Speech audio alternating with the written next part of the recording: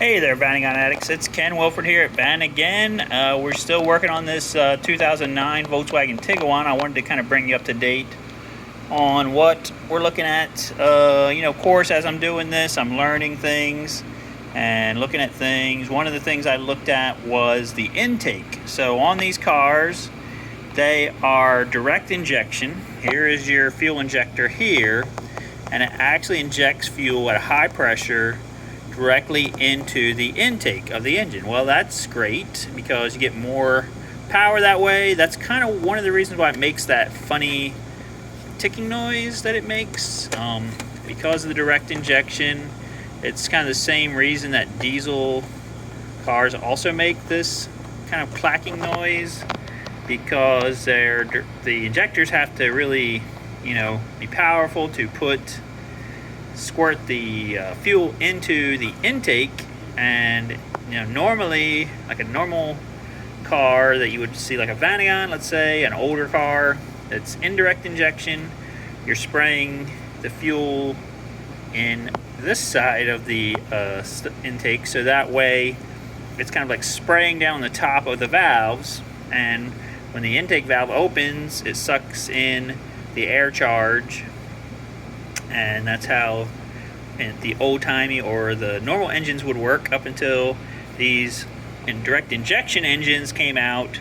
Now they're spraying the fuel charge directly into the combustion chamber, which gives you more power and that kind of thing, but it has a slight bad side effect. So this bad side effect is that, I'm going to pull this little piece out of here.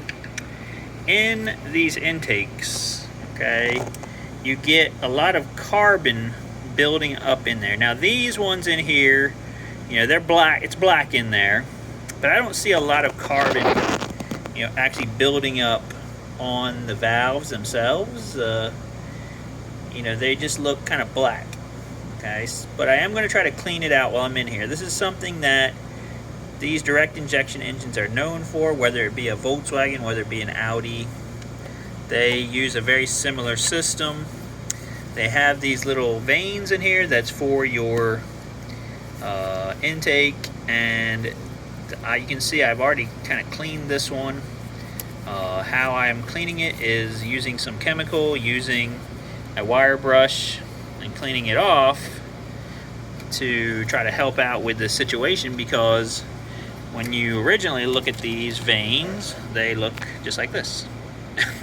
Okay, so when I looked at the original ones here, I thought they were actually black plastic, but they're not black plastic, they are metal.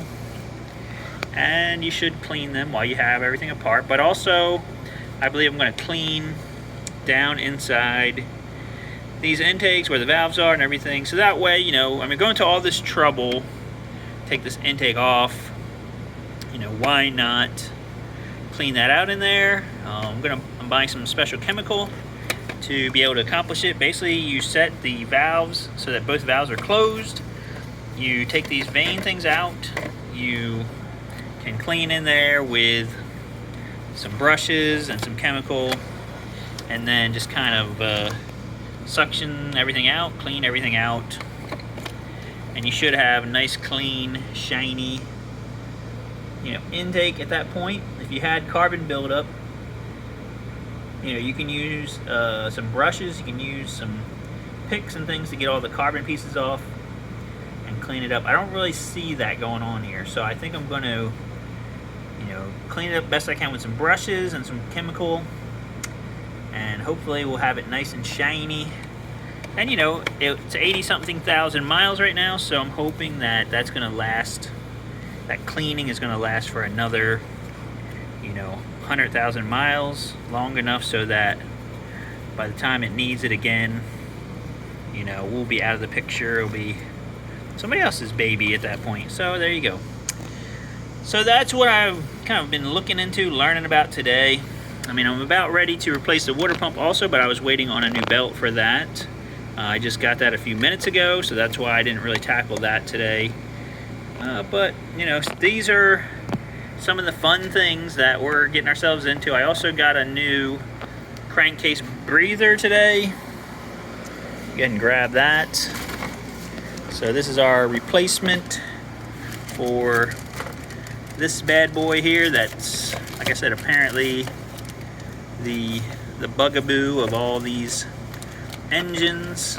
Okay, is this crankcase ventilation piece. We're going to go ahead and replace that while we're doing some things. And the new one I bought is actually a JP Group part that they have started to make. It comes with a new seal on it, so that's good. And you know, maybe the seal was leaking also. We're going to be replacing that. I'm also going to get a new intake seal. I'm going to clean up this whole head. All this, where these intake runners attach, is all going to be nice and clean. So then we put everything back together, hopefully, and there's going to be no issues.